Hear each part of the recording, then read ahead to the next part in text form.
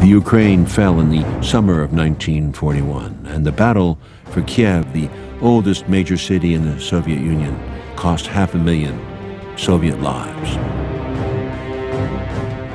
Civilians were either executed or condemned to slave labor ranks, and with the fall of the Ukraine came the loss of the Soviet industrial heartland.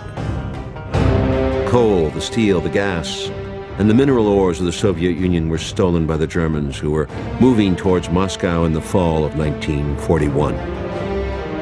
American and British military leaders estimated the USSR would hold on for no more than 3 months and might even fold in 4 weeks. They feared that Stalin would conclude a separate peace. The prospects were so devastating that Churchill swallowed his long-standing loathing of communism and pledged support for the Soviet Union. Stalin begged Britain for military material and to land immediately in Europe and engage Hitler on a second front.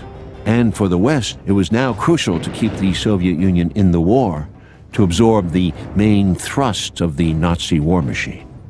In August, Roosevelt ordered delivery of the first 100 fighter planes to the USSR. But American military leaders, intent upon building up U.S. defenses, impeded Roosevelt's efforts, and the British, reinforcing Stalin's mistrust, also objected to diversion of their supplies. There were still many in the West who, frankly, were glad to see the Soviet Union finally on her knees. Missouri Senator Harry Truman declared on the floor of the Senate in 1941, "If we see that Germany is winning, we ought to help Russia. And if Russia is winning, we ought to help Germany. And that way, let them kill as many as possible." Ignoring such advice, Roosevelt in November 1941 announced that the U.S. would extend aid to the Soviets. In March of that year, Roosevelt had managed to get a Lend-Lease Act through a reluctant Congress. He then sent the first $7 billion of what would eventually become $32 billion to Britain. The Soviets in the end would receive $11 billion.